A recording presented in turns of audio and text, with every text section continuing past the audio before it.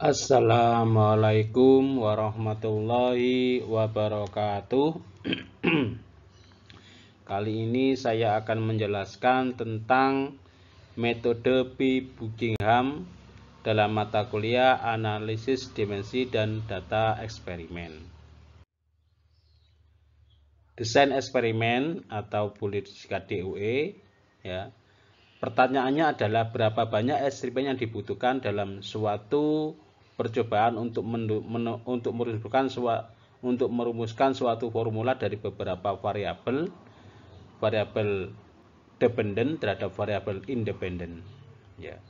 Kita harus melihat konsep DOE terlebih dahulu untuk hubungan empiris sepenuhnya. Misalnya untuk model linear. Jika Anda memiliki 5 parameter dan ingin melakukan dua level eksperimen untuk setiap parameter, maka Anda perlu melakukan 2⁵ atau 32 eksperimen. Ini disebut eksperimen faktorial lengkap dan Anda akan mendapatkan pemahaman empiris tentang pengaruh setiap parameter dan interaksi antar parameter. Faktorial lengkap berdampak pada jumlah eksperimen sangat tinggi dan Anda hanya mendapatkan wawasan fisik yang terbatas. Dapatkah kita mengurangi jumlah percobaan? Bisakah kita juga mendapatkan wawasan fisik? Maka jawabannya adalah ya. Berdasarkan jumlah dimensi yang terlibat dalam variabel dan kemudian jumlah variabel sebenarnya, Anda dapat menemukan jumlah parameter penting. Di sini saya menggunakan istilah variabel untuk menunjukkan hal-hal seperti viskositas, kecepatan, dan lain-lain. Ya. Variabel baru akan ditemukan yang merupakan kombinasi dari variabel yang ada, misalnya rasio kerapatan terhadap viskositas, dan dapat disebut dengan parameter atau variabel baru.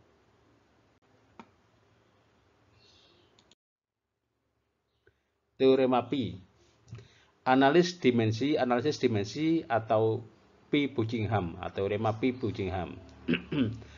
Pernyataan sederhana, jika jumlah n variabel dalam dimensi J, maka ada parameter tanpa dimensi yaitu n-j. Jumlah variabel dikurangi jumlah dimensi. Pernyataan yang akurat, jika ada n jumlah variabel dalam dimensi J, maka jumlah parameter tak berdimensi diberikan oleh n rank metrik eksponen dimensional. Biasanya pangkatnya adalah sama dengan J, kadangkala lebih kecil. Misalkan ini ada 6 variabel, mu, viskositas, kecepatan, panjang, diameter, gaya, dan massa jenis. Ya. Maka dimensinya dari besaran-besaran ini adalah M, L, dan T. Ya.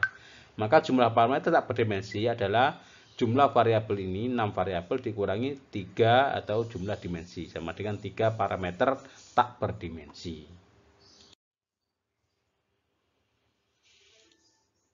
Ya, kita dapat menuliskan persamaan menghubungkan parameter dalam bentuk tanpa dimensi, yaitu Pi, fungsi Pi adalah Pi1, Pi2 sampai dengan Pn sama dengan 0. Yang mana Pi, Pi1 sampai Pn adalah parameter tak berdimensi.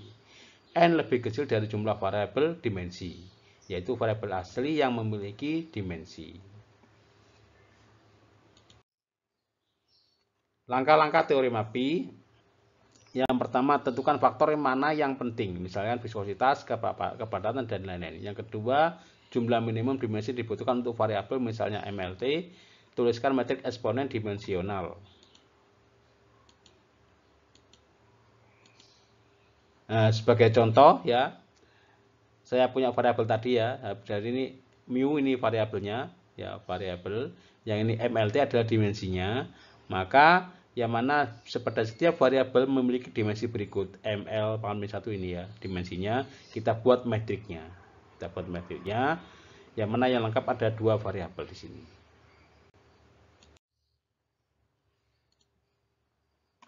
Temukan peringkat metrik yaitu sama dengan 3, yaitu 6-3. Untuk menemukan kelompok tak berdimensi adalah 1 adalah D per L, yaitu dimensi D sama dengan dimensi L, yaitu sama-sama L.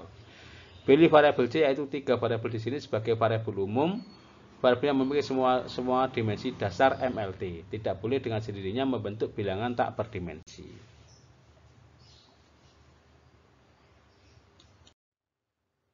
Ya, variabel umum kita pilih yaitu dv sama rho. Ya, dv sama rho kita pilih sehingga kita tentukan fungsinya dari apa itu dv sama rho ini, ya.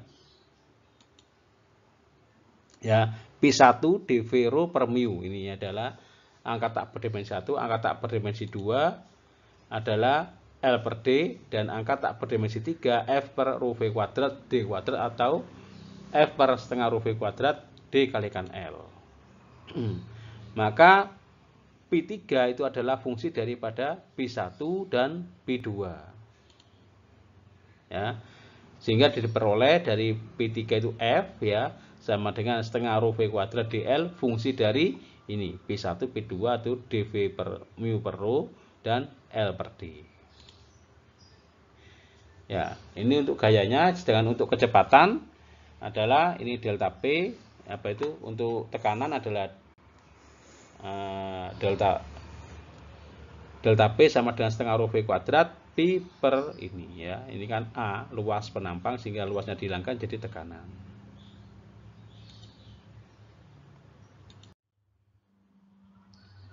Jumlah pi di dalam contoh, ya. Jumlah pi dalam banyak bilangan tak bernilai dalam perbedaan momentum adalah rasio gaya yang merupakan similarity dinamis dalam teori kesamaan, ya.